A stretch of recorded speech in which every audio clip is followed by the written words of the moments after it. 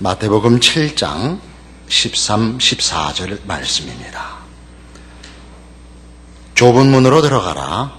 멸망으로 인도하는 문은 크고 그 길이 넓어 그리로 들어가는 자가 많고, 생명으로 인도하는 문은 좁고 길이 협착하여 찾는 자가 적음이라. 우린 지난주에 앞절인 12절에 있는 남에게 대접을 받고자 하는 대로 남을 대접하라 하는 사실을 확인했습니다. 우리가 인간으로서 가치 있으려면, 진정한 존귀함을 소유하려면 하나님이 우리의 주인이시어야만 한다. 하나님께서 우리의 하나님이시고 우리가 그가 지은 또 사랑하는 자녀로서 하나님으로부터 우리의 필요를 공급받을 때만 우리는 우리 이웃을 약탈할 필요가 없다. 우리의 필요를 우리의 이웃에게서 빼앗아올 필요가 없고, 우리는 비로소 내가 하나님 안에서 충분하다는 것과 내 이웃도 내가 무엇을 줄 수 있는 존재가 아니라 하나님 안에서 하나님의 백성으로만 충분할 수 있다는 걸 인정할 수 있게 된다 그랬습니다. 그것이 진정한 인간의 인간된 자리고 서로 간에 대접을 주고받을 수 있는 자리라 했습니다. 이럴 때에만 우리는 이웃과 비로소 전쟁을 종식하게 됩니다. 우리는 화해할 수 있고, 우리는 우리 이웃이 두렵지 않고 증오할 필요 없고 경쟁할 필요 없고 싸울 필요가 없는 것을 알게 됩니다. 그러나 이 문제는 이웃과 화해가 이루어지고 평화가 온다는 데 핵심이 있는 것은 아닙니다. 그 평화와 그 화목은 모두가 다 예수 그리스도 안에서 하나님의 통치에 순응하여 하나님의 의로 채워질 때만 가능한 것입니다. 그리고 그 길은 오늘 본문에서 보듯이 좁은 문으로 들어가야 하고 좁은 길로 가야 하는 길입니다. 이 문제에 대한 진정한 이해를 위해 마태복음 19장으로 가봅니다. 마태복음 19장 16절입니다. 어떤 사람이 주께 와서 이르되 선생님이여 내가 무슨 선한 일을 하여야 영생을 얻으리이까? 예수께서 이르시되 어찌하여 선한 일을 내게 묻느냐? 선한 이는 오직 한 분이시니라. 내가 생명에 들어가려면 계명들을 지키라. 이르되 어느 계명이오니까? 예수께서 이르시되 살인하지 말라, 간음하지 말라, 도둑질하지 말라, 거짓 증언하지 말라, 네 부모를 공경하라, 네 이웃을 네 자신과 같이 사랑하라 하신 것이니라. 그 청년이 이르되 이 모든 것을 내가 지켜 싸운데 아직도 무엇이 부족하니이까? 예수께서 이르시되 네가 온전하고자 할진대 가서 네 소유를 팔아 가난한 자들에게 주라. 그리하면 하늘에서 보화가 네게 있으리라. 그리고 와서 나를 따르라 하시니 그 청년이 재물이 많음으로 이 말씀을 듣고 근심하며 가니라. 자주 오해되는 본문입니다. 그 청년이 재물을 포기할 수 없어서 결국 주를 따르는 일을 실패했다. 그리고 뒤이어 나오는 그 부자가 하늘나라에 갈 수 없는 비유, 낙타가 바늘 뀌러 들어갈 수 없다 때문에 더욱더 우리는 부자는 하늘나라에 들어갈 수 없다. 그 부를 다 나누어 이웃들을 구제해야 된다라고 쉽게 생각합니다. 그것 자체에 가치가 없는 것은 아니지만 성경이 하고 싶은 얘기는 그것보다 훨씬 깊고 다릅니다. 좁은 문으로 가야 하는 이유, 그것이 좁은 길인 이유를 이제 성경이 이 마태복음 19장에서 이 비유로 잘 보충하고 있다고 생각되어집니다. 우리는 이미 마태복음 6장 24절에서 사람이 두 주인을 섬기지 못한다, 너희가 하나님과 재물을 겸하여 섬길 수 없다라는 말씀을 공부하고 지나왔습니다. 여기서 말하는 재물은 그것입니다. 부에 관한 문제가 아니라 하나님을 대신하는 주인. 하나님을 대신하는 주인으로서 재물은 어떤 문제가 있을까요? 실제적인 주인은 나죠. 내가 내 욕심과 내 소원을 이루기 위한 수단으로 재물이 신이 되는 것이죠. 그러니까 싸움은 언제나 내가 나의 주인이 될 것이냐, 하나님이 나의 주인이 될 것이냐라는 문제라는 말입니다. 그러니까 이 길이 좁은 이유는 이 길에는 우리라는 이름으로 걸을 수 있는 여지가 없습니다. 여기는 다 예수 안에 들어가야 됩니다. 이것이 좁은 문이고 좁은 길인 이유는 예수 안에 들어가야만 되는, 그래서 이 길은 예수님만 서 있는 길로 보이고, 저 넓은 문, 넓은 길은 각각 자기 이름으로 존재하는 길입니다. 성경적으로 표현하면 각각 자기 소견에 옳은 대로 행하였더라의 길입니다. 그러니까 거긴 다수가 있습니다. 거기는 철수도 있고 영희도 있고, 철수와 영희를 저에게서 어떤 의미로 사용하시는지 아시죠? 개나 소나 다 있는 데입니다. 여기는 예수 안에 들어가 있어서 우리가 누군지가 예수 안에 있는 것으로만 정체성이 확인되고, 밖으로는 예수만 문이고 예수만 갈 수 있는 길입니다. 이게 우리한테 어렵죠. 어떤 의미에서 어려우냐면 지금 이 마태복음 19장에서 보는 이 비유와 같이, 비유가 아니고 여기 실제 일어났던 사건인데, 예수님께서 구체적으로 요구하는 결정은 이겁니다. 재물을 나눠주라에 있는 것이 아니라 재물을 놓고 나를 따르랍니다. 나를 따르라와 재물을 놔라가 서로 반대되는, 둘을 겸하여 섬길 수 없는 문제로 등장하고 있는 걸 놓치고 재물을 팔아 가난한 자를 돕는 것이 신앙을 대신하게 됐단 말입니다. 우리가 불쌍한 자를 돕는다든가 가난을 돕는다는 것은 기독교 신앙이 가지는 큰 기본적인 책임입니다. 이웃을 불쌍히 여겨야 된다는 것 속에 다 들어있는 책임들입니다. 그러나 그것이 예수를 쫓기 위한 선택적 문제인 기본을 벗어나서 이웃을 돕고 봉사를 하는 것이 기독교 신앙으로 대체되어서는 안 된다 말입니다. 재물을 놓고 예수를 붙잡는 싸움을 얘기하는 것이지, 재물로 가난을 구제하고 불쌍한 자를 돕는 것이 기독교가 되면 우리는 다시 돌아가 서기관과 바리새인의 의로 갑니다.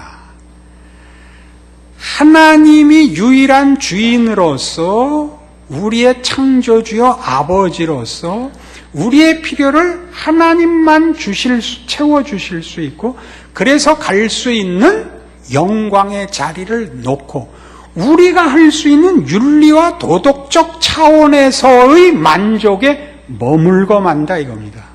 이걸 경계하시는 거죠. 이건 예수가 필요하냐 필요치 않느냐라는 문제를 논하고 있는 것이지 선행을 논하고 있는 문제가 아니다 말입니다. 그래서 뒤에 나오는 23절 이하 보시면 예수께서 제자들에게 이르시되 내가 진실로 너희에게 이르노니 부자는 천국에 들어가기가 어려우니라. 다시 너희에게 말하노니 낙타가 바늘귀로 들어가는 것이 부자가 하나님의 나라에 들어가는 것보다 쉬우니라. 이거 부자를 흉보는 것 아닙니다. 부자를 정죄하고 심판하는 것 아닙니다. 그 부가 너에게 무슨 의미냐? 라고 묻는 것입니다. 그 부가 신이고 그 부가 유일한 수단이라면 그러면 너희는 안 된다죠. 왜요? 부와 가난의 문제가 아니라 예수를 붙들어야 할 것을 부로 대신하고 있다면 그건 안 된다는 거죠. 그래서 부자가 하나님 나라에 들어가는 것이 낙타가 바늘귀로 들어가는 것보다 어렵다는 것은 예수 없이는 구원이 없다는 말, 그것을 이렇게 푼 셈이죠. 그래서 뭐라 그래요? 제자들이 듣고 몹시 놀라 이르되 그렇다면 누가 구원을 얻을 수 있으리까? 예수께서 그들을 보시며 이르시되 가난해야 구원 얻는다가 아니라 사람으로는 할 수 없으나 하나님으로서는 다 할 수 있느니라. 예수를 믿어야 되는 겁니다. 그러니까 기독교 신앙을 제대로 가지기 위해서 필요한 건 예수입니다. 예수, 윤리, 도덕, 능력, 진심, 이상, 어떤 것도 아닙니다. 예수로부터 출발해야 됩니다. 그러나 우리는 아차하면 선행으로 출발할 수 있다는 것이죠. 그래서 이 문제가 마태복음 16장에서는 이렇게 소개되고 있습니다. 마태복음 16장 21절. 이때로부터 예수 그리스도께서 자기가 예루살렘에 올라가 장로들과 대제사장들과 서기관들에게 많은 고난을 받고 죽임을 당하고 제3일에 살아나야 할 것을 제자들에게 비로소 나타내시니 베드로가 예수를 붙들고 항변하여 이르되 주여 그리 마옵소서 이 일이 결코 주께 미치지 아니하리이다. 예수께서 돌이키시며 베드로에게 이르시되 사탄아 내 뒤로 물러가라. 너는 나를 넘어지게 하는 자로다. 네가 하나님의 일을 생각하지 아니하고 도리어 사람의 일을 생각하는도다 하시고 이에 예수께서 제자들에게 이르시되 누구든지 나를 따라오려거든 자기를 부인하고 자기 십자가를 지고 나를 따를 것이니라. 이 24절 유명한 말씀이죠. 자기를 부인하고 자기 십자가를 지고 예수를 따라야 합니다. 자기를 주장하고 동시에 예수를 따를 수는 없습니다. 그래서 아까 비교한 재물과 십자가를 겸하여 섬길 수 없듯이 자기 부인과 하나님을 따르는 것은 연속선상에 있는 것이라서 자기를 주장하고 예수를 따를 수는 없는데 자기 부인은 예수를 따르기 위한 전제 조건입니다. 그러나 우리가 신앙생활을 하면서 내가 이해관계를 넘어서 있다든가 개인적인 욕심에서 하는 얘기가 아니다 할 때는 이미 주를 따르고 있다고 믿는단 말이죠. 아이고, 갑자기 너무 어려운 데로 확 넘어왔죠. 그러니까 재물을 나누어 주는 것이 신앙이 아니듯이 자기를 부인한 것이 신앙이 아니라 그것은 다 둘을 동시에 섬길 수 없는, 지금 산상설교에서 가장 중요하게 대비되는 서기관과 바리새인의 의와 대비되는 그리스도 안에서의 하나님의 의란 우리가 둘 중에 하나밖에 선택할 수 없습니다. 두 주인을 섬길 수 없습니다. 그러니까 자기 부인은 내가 주인인 것을 거부하고 주를 섬기기 위한 소극적, 부정적, 우선적 순서일 뿐이지 부인이 전부는 아닙니다. 재산을 나누어 주는 것이 전부가 아닙니다.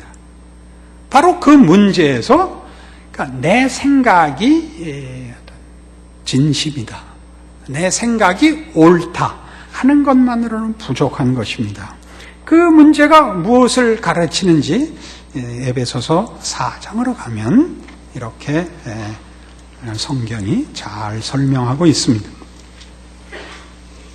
에베소 4장 17절입니다. 그러므로 내가 이것을 말하며 주 안에서 증언하노니 이제부터 너희는 이방인이 그 마음에 허망한 것을 행함같이 행하지 말라. 그들의 총명이 어두워지고 그들 가운데 있는 무지함과 그들의 마음이 굳어짐으로 말미암아 하나님의 생명에서 떠나 있도다. 그들이 감각 없는 자 되어 자신을 방탕에 방임하여 모든 더러운 것을 욕심으로 행하되 오직 너희는 그리스도를 그같이 배우지 아니하였느니라. 진리가 예수 안에 있는 것 같이 너희가 참으로 그에게서 듣고 또한 그 안에서 가르침을 받았을진데 너희는 유혹의 욕심을 따라 썩어져가는 구습을 따르는 옛사람을 벗어버리고 오직 너희의 심령이 새롭게 되어 하나님을 따라 의와 진리의 거룩함으로 지으심을 받은 새 사람을 입으라. 우리는 일단 이 문제가 이렇게 20절을 기준으로 해서 그 앞에 있는 불신자들과 20절 이후의 신자들의 대조로 이해되고 그 앞에 불신자들의 생활 양태와 20절 이후의 신자들의 생활의 모습이 굉장히 도덕적으로 비교되고 있다라고 느끼게 됩니다. 기독교 신앙이 도덕성을 가지는 건 당연한 것입니다. 도덕성을 벗어난다는 것은 있을 수 없습니다. 그러나 이 문제는 도덕성을 비교하자는 문제가 아닙니다. 그보다 더 큰 겁니다. 20절 앞에 있는 17절, 18절, 19절의 얘기의 핵심은 저들의 부도덕성이 자신이 자기의 주인이기 때문에 썩어져감과 죽음에서 도망갈 수 없다는 것을 가르치는 것입니다. 우리 피조물인 각 개인이 자신의 주인이 되어 자기의 필요를 만들고 자신의 욕심과 자기의 소원을 이루는 과정에서 생명과 진리는 만들어낼 수 없다. 이것이 가장 중요한 지적입니다. 우리는 다릅니다. 우리는 저들과 다른데 예수를 믿어서 도덕성을 가지거나 어떤 가치 있는 것을 생산한다는 뜻이 아니라 우리는 예수 안에 있기 때문에 저들이 20절 앞에 있는 내용들이 자기가 자기의 주인이 돼서 사망과 부패밖에 만들 수 없다면 우리는 예수 안에 있음으로써 하나님이 우리에게 거룩한 것과 생명된 것과 영광된 것을 만들어내시리라 라고 대조를 하면서, 그래서 앞엔 얘기가 자기가 주인인, 여기 18절에 보듯이 그들의 총명이 어두워지고 그들 가운데 있는 무지함과 그들의 마음이 굳어짐으로 말미암아 하나님의 생명에서 떠나 있어서 감각 없고 방탕에 방임되어 더러운 것을 행한다면 우리는 예수 안에서 하나님의 통치와 은혜와 붙드심에 따라 새로운 사람이 됐다입니다. 그러니까 예수를 믿으면 도덕적이어야 된다가 아니라 예수를 믿는다는 것은 내가 나의 주인이 아니라 예수 안에서 하나님의 통치에 순종하여야 한다입니다. 조금 더 갈게요. 그러니까 우리의 신앙은 거짓말을 하지 않아야 되는 것이 신자의 책임이고 신앙의 내용이기 때문이 아니라 예수 그리스도 안에서 하나님의 통치에 순종해야 하는 자이기 때문에 거절해야 됩니다. 그게 뭐가 다르냐? 눈빛을 보니까 빨리 대답을 해야 되게 생겼어요. 내가 훌륭해지는 것이 아니라 내가 그걸 지킬 도덕성과 영성이 늘고 능력이 생겨서가 아니라 예수 안에서 하나님의 통치에 붙잡혀 있기 때문에 부도덕한 일을 거부하고 성경이 요구하는 거룩한 삶을 받아들여야 됩니다. 그러니까 이 일에는 마음의 넉넉함과 능력이 생겨서만 이 일을 할 수 있는 것이 아니라 그 전에 해야 된다 말입니다. 아이고, 또 다 걸리셨네.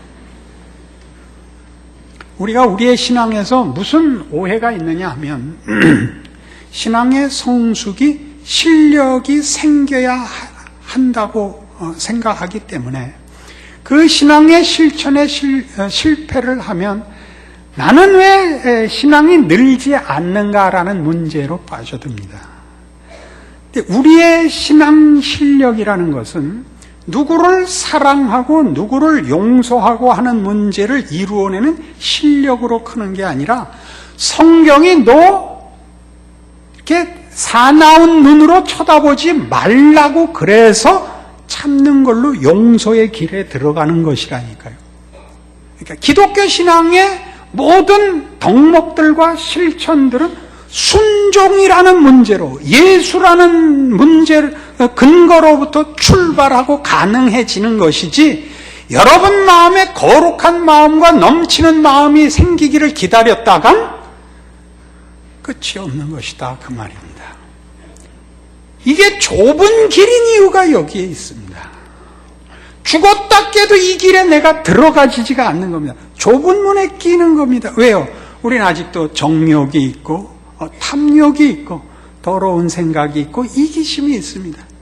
늘 들어가려 그러면 이게 걸려서 못 들어가는 겁니다. 좁은 문, 바늘귀, 재물을 하나님 대신의 주인으로 삼으면 못 들어가는 것과 마찬가지로 예수 그리스도 안에서 순종을 하지 않고 실력이 크기를 바라서 이 문을 들어가려면 도저히 들어갈 수가 없습니다.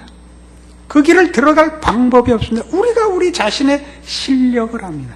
사랑하는 마음이 없고 용서할 수 없고 기다려줄 수 없는 마음을 우리가 압니다. 그러나 들어가는 방법이 있죠. 예수께서 들어가신 길이고 열어놓으신 길인데 예수의 명령에 순종하는 겁니다. 마음이 그렇게 되기를 바라는 것은 하지 마십시오. 그건 훨씬 오래 걸립니다. 하다 보면 됩니다. 이거 오해하지 마십시오. 위선을 하려는 건가? 이렇게 생각하시면 돼요. 말만 그렇게 하라는 게 아닙니다. 우리는 이미 사랑장에서 사랑이 이렇게 넘쳐나는 모든 것을 품는 사랑으로 소개되고 있지 않고 오래 참음으로부터 시작했다는 걸 압니다. 사랑은 오래 참고, 사랑은 무례히 행치 않고, 사랑은 성내지 않고, 이 세 가지에 이미 다 걸리지 않습니까? 여러분들 사랑해서 부부싸움 하지 않습니까? 여러분 사랑과 진심을 가지고 믿음의 충고를 하지 않습니까? 그럼 얼마나 성질을 부립니까? 내 말대로 하려니까 그래서 가서 기도해봐 라고 성질을 부린다고요. 안타까워서 답을 주려고 성질을 부린다고요. 내 말 안 들으려면 다시 내 앞에 나타나지 마 까지 간단 말이에요. 이렇게 하지 않는다니까요. 성경은 뭐라 그래요? 우리 이제 봐요. 그래서 4장 25절 이하 봐요. 그런즉 거짓을 버리고 각각 그 입과 더불어 참된 것을 말하라. 이는 우리가 서로 지체가 됨이라. 분을 내어도 죄를 짓지 말며 해가 지도록 분을 품지 말고 마귀에게 틈을 주지 말라. 도둑질하는 자는 다시 도둑질하지 말고 돌이켜 가난한 자에게 구제할 수 있도록 자기 손으로 수고하여 선한 일을 하라. 무릇 더러운 말은 너희 입 밖에도 내지 말고 오직 덕을 세우는 데 소용되는 대로 선한 말을 하여 듣는 자들에게 은혜를 끼치게 하라. 하나님의 성령을 근심하게 하지 말라. 그 안에서 너희가 구원의 날까지 인치심을 받았느니라. 너희는 모든 악독과 노함과 분냄과 떠드는 것과 비방하는 것을 모든 악의와 함께 버리고 서로 친절하게 하며 불쌍히 여기며 서로 용서하기를 하나님이 그리스도 안에서 너희를 용서하신 것 같이 하라. 이걸 순종하십시오. 좁은 문 좁은 길은 우리에게 이 순종을 요구합니다. 예수 안에 있는 하나님의 의에 순종하십시오. 거룩해지고 실력이 있으라고 요구하지 않겠습니다. 여러분이 여러분의 주인이 아니면 여러분이 여러분에게서 만들려고 하는 어떤 과정, 어떤 단계, 어떤 경지에 연연하지 마시고 성경이 예수 안에서 요구하는 하나님의 백성들의 당연한 어떤 신앙적 실천들을 따라 하셔야 됩니다. 연습하는 문제가 아닙니다. 순종에 관한 싸움입니다. 우리는 불만일 수 있습니다. 우리 마음에 우리의 신앙이 이것보다 더 커서 우리가 넉넉히 용서하고 사랑하고 이해하고 하기를 바랍니다. 그렇게 시작하지 않는답니다. 순종하라고 합니다. 그래서 우리가 마음에 확 불이 붙지만 좋은 말을 해야 되는 거예요. 요즘 왜 이렇게 얼굴이 어두워? 몰라도 돼. 나한테 얘기하면 안 될까? 내가 도와주고 싶은데 우리 애가 속을 썩이잖아. 어떻게 썩이는데? 집을 나갔잖아. 속상하겠다. 아유, 어떡하면 좋니? 나도 기도해 줄게. 견디다 힘들면 말해. 내가 뭐든지 해줄게. 그렇게 하라고요. 속으로는 아유, 내 그럴 줄 알았다. 너 신앙생활 하는 거 보니까 너 그거 당하는 거 그래도 싸다. 너 그거보다 큰일 당해도 나는 할 말이 없다고 생각한다. 이거 쭉 한국교회가 이 말 했어요. 옳기 때문에. 성경이 그 말 하지 말래요. 모든 악독과 노함과 떠드는 것과 비방하는 것을 모든 악의와 함께 버리고. 자긴 옳아서 그 말해요. 편든다고 그 말해요. 그러나 교회만큼 속 털어놓을 수 없는 데가 어디 있어요? 모든 충고가 명분으로 다가오기 때문에 아무 위로가 안 된다는 거 아시죠? 제가 제일 곤란하게 생각하는 아주 요새도 지기 힘든 짐이 뭔지 아세요? 눈물을 흘리며 찾아와서 목사님 건강하세요. 왜 아프세요? 성질 부리고 가는 게 어떻게 할 방법이 없어. 누구는 아프고 싶겠어요. 진심이에요. 진심. 간을 꺼내줄 수 있어요. 근데 꺼내면 늘 비수만 나오고. 우리는 그렇게밖에, 그게 말하자면 신앙이고 신앙의 진보라고 생각을 해요. 아니에요. 이거 따라하세요. 웃으시고 귀 기울이시고 그 처지에 동참하시고 편을 드시고 같이 우시고 하고 싶은 말 감추시고, 우리 언젠가 이 산상설교에서 그 말 했죠. 예수님이 털 깎는 자 앞에 잠잠한 양같이 그 입을 열지 아니하셨도다 했죠. 입 다물고 죽어가시죠. 변명하지 않고 분내지 않고 보복하지 않으시고, 그것이 당신이 걸어야 되는 길인 줄 알고 담담히 걸어가셨습니다. 물론 웃지 않으셨어요. 울지도 않으셨습니다. 우리는 우리가 가야 하는 길이 뭔지를 모릅니다. 우리는 아직도 내가 나를 주인이 아니고 하나님을 예수 안에서 주인으로 섬기겠노라 하면서도 순종하지 않는 것입니다. 자신의 모든 아까 에베소 4장 앞에서 나온 그런 감각 없는 자, 방탕에 방임한 자, 성질을 부리는 자로 이 좁은 문을 통과할 수 있다고 생각합니다. 우리가 예수 그리스도 안에서 하나님의 의를 발견하여 확인하는 것, 우리는 그 길을 예수를 놓고 홀로 들어갈 수는 없습니다. 그래서 고린도후서 5장에 성경 이런 이분법을 내놓습니다. 굉장히 중요한 이분법인데 291페이지 고린도후서 5장 15절입니다. 그가 모든 사람을 대신하여 죽으심은 살아있는 자들로 하여금 다시는 그들 자신을 위하여 살지 않고 오직 그들을 대신하여 죽었다가 다시 살아나신 이를 위하여 살게 하려 함이라. 그러므로 우리가 이제부터는 어떤 사람도 육신을 따라 알지 아니하노라. 비록 우리가 그리스도도 육신을 따라 알았으나 이제부터는 그같이 알지 아니하노라. 그런즉 누구든지 그리스도 안에 있으면 새로운 피조물이라. 이전 것은 지나갔으니 보라 새 것이 되었도다. 그러니까 모든 사람을 어떻게 이분화하느냐 하면 예수 안에 있는 자와 예수 밖에 있는 자로 나눕니다. 우리 쉽게 예수 믿은 자와 믿지 않은 자, 천국 가는 자와 지옥 가는 자, 이 이분법이 아니라 자기가 주인인 자와 예수를 주인으로 하는 자로 둘을 나누는데, 이 구별은 예수를 믿는 즉시 주어지는 구별입니다. 누구든지 그리스도 예수 안에 있으면 새로운 피조물입니다. 거기엔 말하자면 우리가 가진 것으로 갖고 들어갈 수 있는 것이 거기는 아무것도 없습니다. 갖고 들어갈 수 있다는 건 뭐냐면, 누구는 예수를 믿음으로 말미암아 그가 가진 어떤 사회적 지위나 혹은 지식 혹은 권력, 어떤 것들이 여기에 들어와서 차별적으로 그의 지위와 내용에 어떤 힘을 발휘할 수 있다고 믿지 않습니다.